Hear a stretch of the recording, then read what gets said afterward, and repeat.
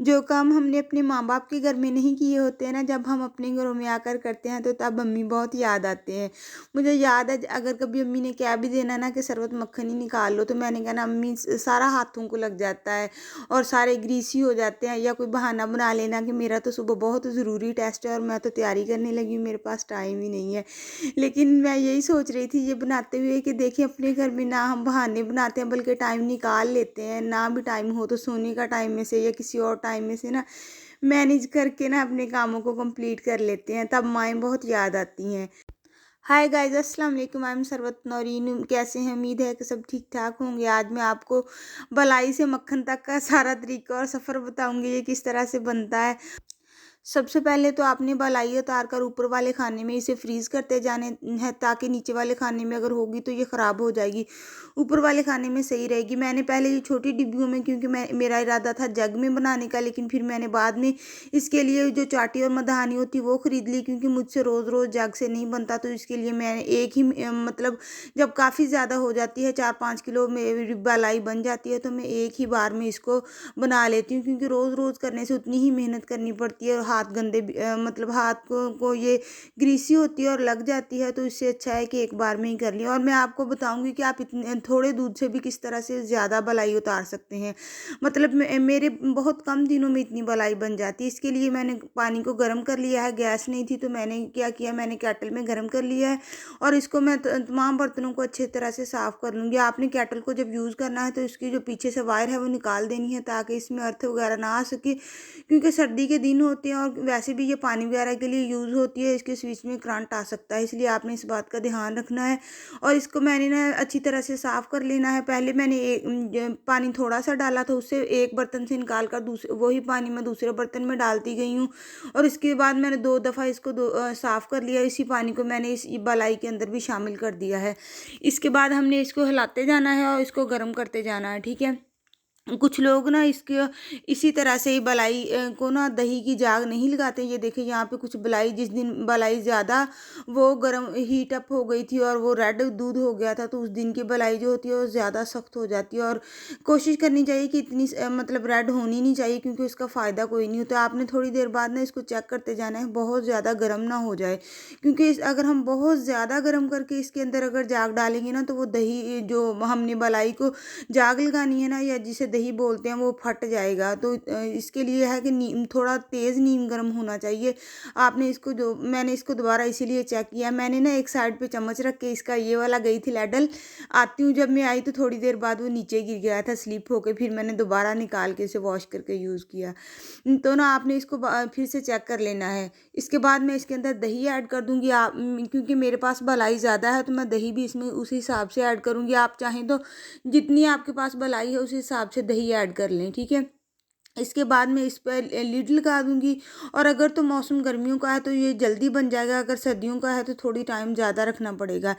कुछ लोग इसको दही की जाग नहीं भी लगाते हैं, लेकिन मैं इसको लगाती हूँ। इसके लिए मैंने क्या किया है, यहाँ से आपने कोई भी ऐसा कपड़ा लेना है, क्योंकि मौसम सर्दी का है तो इसलिए मैंने एक मोटा कंबल ले लिया, एसी कंबल। इसको धोने का मुझे मसला नहीं है, क्योंकि मेरे पास ऑटोमेटिक मशीन है, मैं उसी में ही वॉश कर लेती हूँ। इसके अंदर मैंने रख लेना है और इसकी चारों साइडों के जो कोने हैं ना, उसको मैंने ना ऊपर इसको फोल्ड कर देना है, इसलिए कि इसको हवा ना लग सके। और ऑटोमेटिक मशीन की अगर आपने वीडियो देखनी है तो वो मेरे चैनल पे मौजूद है और मैंने डिटेल से बताया, और उनका भी शुक्रिया जिन्होंने उसकी तारीफ़ की है कि इतने अच्छे से समझाया।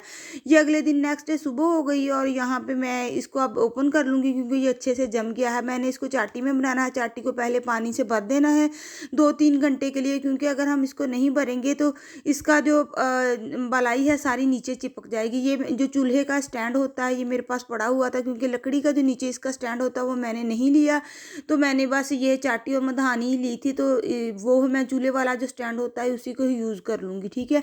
तो आप भी क्योंकि मुझसे रोज़-रोज़ जग में नहीं बनता है। जग में अगर मैं बनाती थी तो मेरी माशाल्लाह से बलाई काफ़ी उतरती है दूध से, तो वो ना हर मुझे दूसरे-तीसरे दिन बनाना पड़ता था और मतलब मुझे लगता था काम बहुत ज़्यादा। इसके नीचे मैं ना पानी डाल लूँगी, ये सादा पानी है, ना तो ये गर्म है ना ये ठंडा है, नॉर्मल पानी है। नॉर्मल पानी नीचे इसलिए मैंने डाला है, बल्कि डालना चाहिए, क्योंकि अगर हम इसके अंदर ऐसे डायरेक्ट ही बलाई ऐड कर देंगे तो जो हमारी बलाई है ना, वो जो हमारी ये जो बर्तन है ना इसके नीचे चिपक जाती है। अगर हमने पानी डाला होता है ना तो फिर नहीं नीचे चिपकती। और पहली बात ये है कि आपने जिस दिन भी इसमें से मक्खन निकालना हो, आपने ना इसको पानी से भर देना है। 4-5 घंटे के लिए भर दें, चाहे आप आधे मतलब 1 घंटे के लिए भर दें, लेकिन भरना लाजमी है।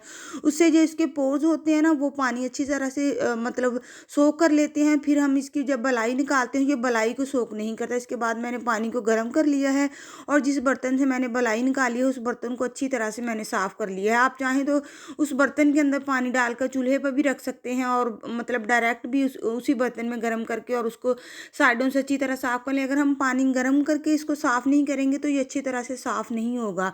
इसलिए मैंने ना पानी को गर्म करके डाला है, बल्कि पानी को गर्म करके ही ये अच्छे से साफ़ होगा, क्योंकि वैसे भी सर्दियों का मौसम है और ये वैसे साफ़ नहीं होता है।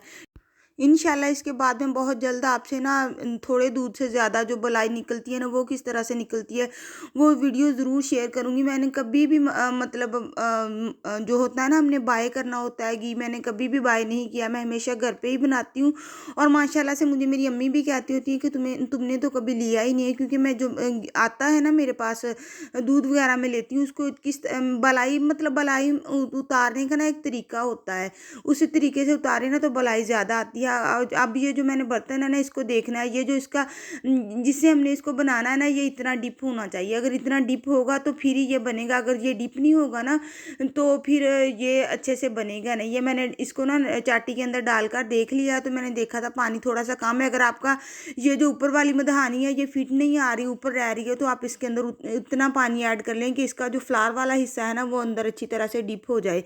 इसके बाद मैं तकरीबन मैंने फिट कर दिया था। आपने ना इसको हिला के बर्तन को देख लेना है कि आपका बर्तन हिल तो नहीं रहा। अगर आपका बर्तन हिल रहा है तो आप उसको एक जगह पे फिक्स कर लें, क्योंकि अगर फिक्स नहीं करेंगे ना तो वो नीचे वाला बर्तन हिलता रहेगा। और फिर बाद में उतनी देर में मैंने चाय भी बना ली थी। मैंने कहा चलो उतनी देर चाय इंजॉय करती हूँ जितनी देर में मक्खन आ जाएगा। थोड़ी देर बाद तकरीबन बहुत जल्दी आ गया था, 4-5 मिनट में ही आ गया था।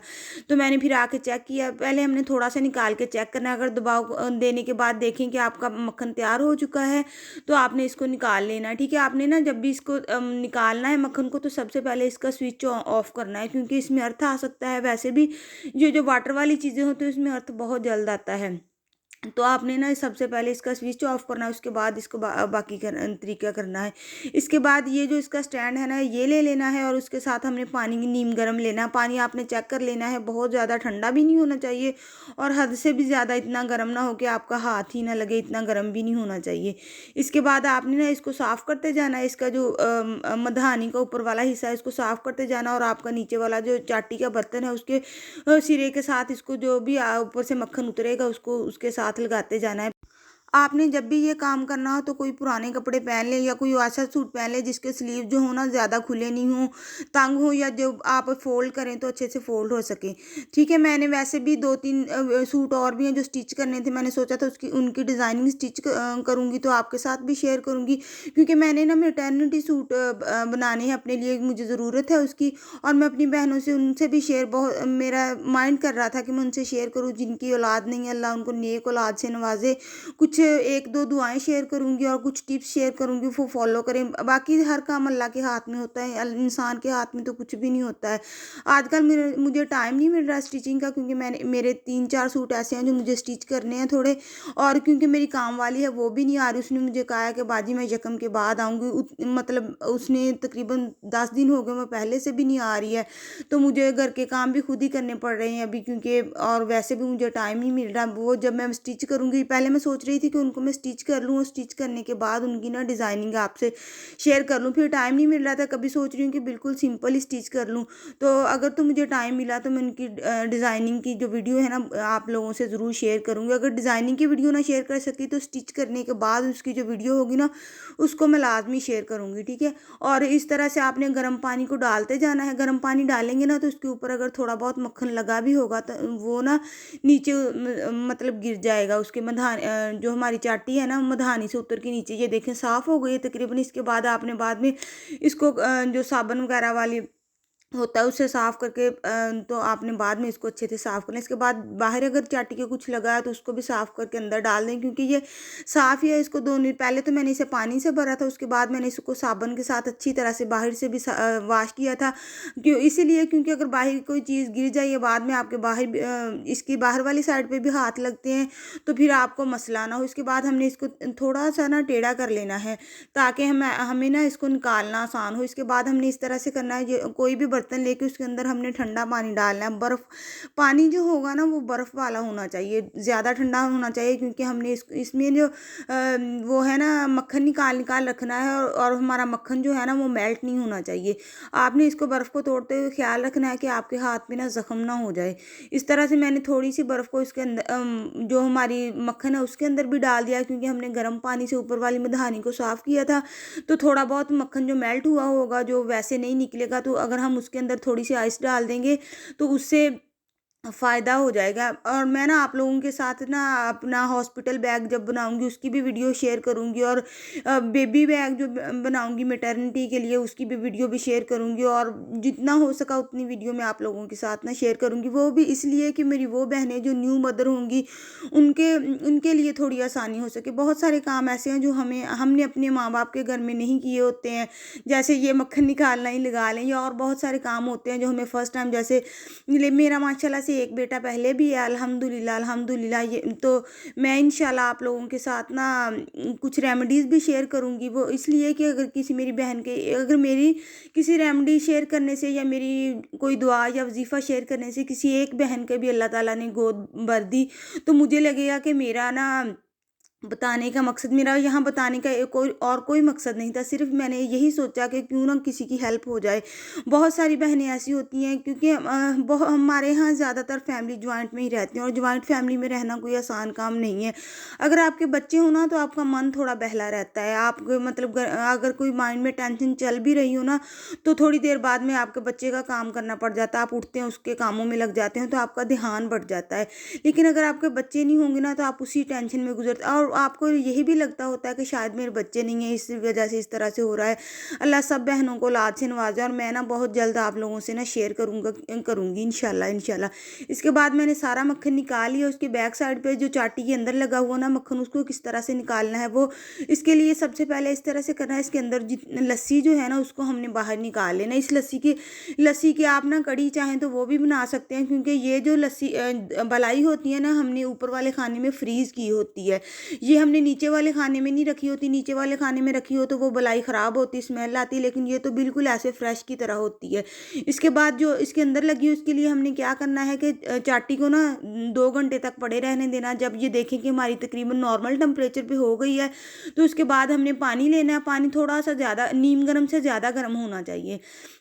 मतलब ना आपका ये पास जो पानी है इतना गर्म होना चाहिए कि इसके अंदर जो चाटी के अंदर आपकी वो मक्खन वगैरह लगा है ना वो अच्छी तरह से मेल्ट हो जाए। अगर हल्का बहुत ही हल्का नीम गर्म होगा तो ये मेल्ट नहीं होगा। और आपने चाटी में से लस्सी निकालने के फ़ौरन बाद इसको इस तरह से वॉश नहीं करना है। अगर आपने उसी टाइम इसको वॉश कर लिया ना तो ये टूटने का भी डर होता है, क्योंकि इसमें पहले ठंडा मक्खन वगैरह और बर्फ़ डाली होती है, ठंडा होता है। और अगर आप मतलब इसे फ़ौरन करेंगे, गर्म पानी डालेंगे तो ये गर्म और ठंडा होकर टूट भी सकती है। और एक बात मुझे शेयर करना भूल गई है कि जब आपने ना मक्खन बनाना स्टार्ट करना है ना, तो अगर तो गर्मियों का मौसम है तो आपने उस टाइम भी थोड़ी सी बर्फ़ डालनी है, क्योंकि अब सर्दियों का मौसम था। और वैसे भी मैंने ना जाग लगाने के बाद सुबह को जब मैंने निकाला ना तो मैंने इसको ना थोड़ी देर फ्रिज में रख दिया था। तो मेरी ये जो दही वाली मलाई थी ना ये थोड़ी सी ठंडी थी, तो इसलिए मैंने इसमें आइस बिल्कुल नहीं डाली। ये जो पानी है ये हमने ज़ाया नहीं करना है। मैं अगली वीडियो में ना आपको ना मक्खन से घी बनाने का तरीका बताऊँगी, और यही पानी मैं उसके अंदर भी ऐड करके बताऊँगी।